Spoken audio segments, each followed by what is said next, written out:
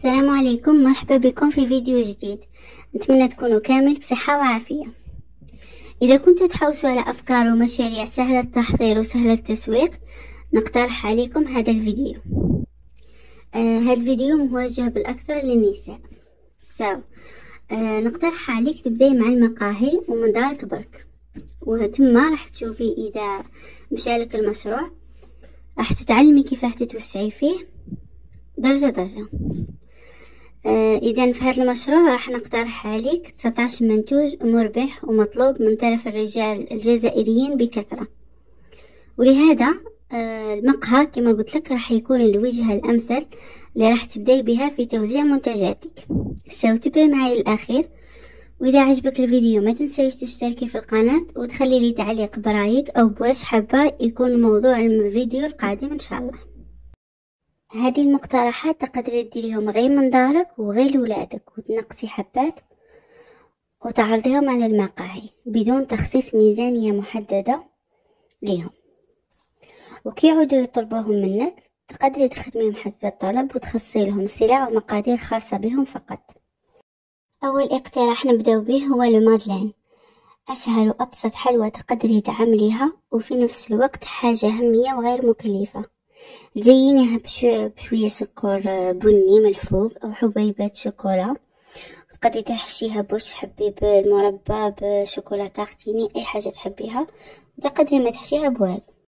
ما تتطلبش حاجة كبيرة باش تزينيها، شكلها فقط يعطي صورة بريزونطابل تحمر الوجه. تقدري تخدميها بالحجم المعتاد اللي نعرفه كامل، تقدري تخدميها أصغر، وتقدري تنوعي في النكهات باش اللي يشري يحب يجرب من كل ذوق كالشوكولا ولا فاني اكسترا.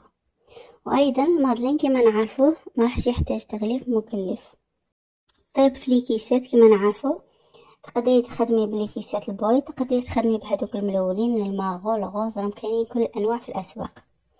وطريقه النقل تقدري تشري دوك لي بواط اون كارطون هذوك تاع الباتيسري الكبار وكاع، وتقدري تنقليها في بورت مونجي كبيره وكي يخويها يرجعها لك، يعني ما كانش كامل صعوبه في النقل تاعها، لانه كما تعرفي المادلين ماشي من هذاك النوع الحلوى اللي فراجيل اللي يحتاج معامله او يحتاج معامله حذره. ثانيا عندنا البغرير تقليدي، ومعظم الرجال يحبوا اي حاجه تقليديه، هو مطلوب مع الشاي والقهوه والحليب، وفي مناسبة وغير مناسبة. تقدري تخدمي حبات صغار ولا الحبة المعتادة وتقسميها على 4 أو 8 قطع، وتزينيها بالعسل وشوية مكسرات، ولا تبيعيهم له سامبل وهو يقدمه مع المربى ولا كريمة، هنا تبقى على وش تتفهم. ثالثا عندنا المقروط، أيضا هو من الحلويات التقليدية اللي يحضر في أي مناسبة، يترافق مع كل المشروبات. ممكن تخدميه حبات صغار وتغلفيهم بطريقة بسيطة وجذابة تميزك عن كل ما هو موجود في الأسواق. وكما نعرف الناس درك راها عندها ثقافة التفريق بين المنتج المغلف والمنتج المعروض للهواء. رابعا عندنا المقيرط أو مقروط البيض كما احنا نقوله في الغرب، نفس الشيء بالنسبة للمقروط، لكنه راح يكون خيار للناس اللي ما تحبش الغرس أو التمر الموجود في المقروط العادي.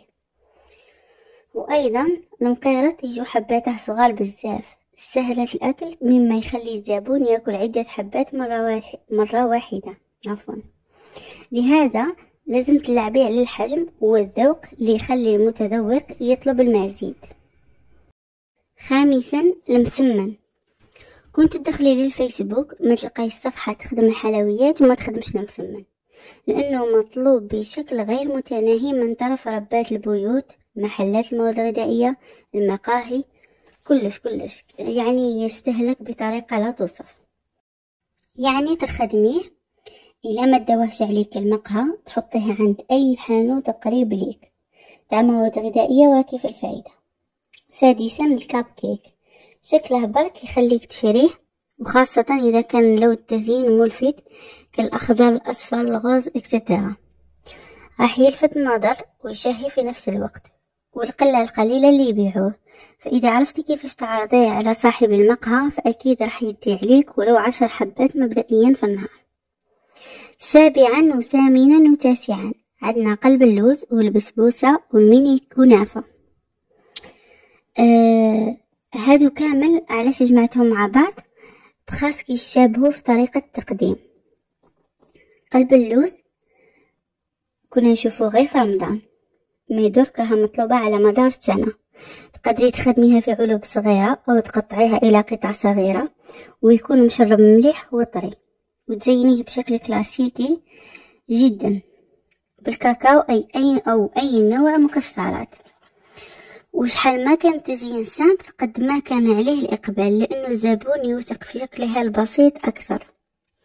والبسبوسة خفيفة وما تكلفش بزاف وسهلة التحضير، تقدري توفريها بعدة نكهات كنكهة اللوز، جوز الهند، الشوكولا وغيرها. تقدري تقدميها بنفس الطريقة تاع قلب اللوز والكنافة أيضا.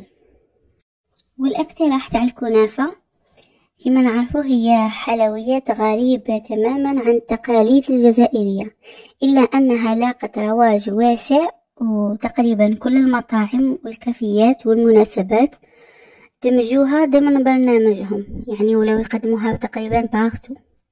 تجي مقرمشة بنكهات متعددة ومكسرات مختلفة، وتتقدم بشكل صغير تماما مع جميع أنواع المشروبات، تعطي شكل عصري وشعور راقي للزبون.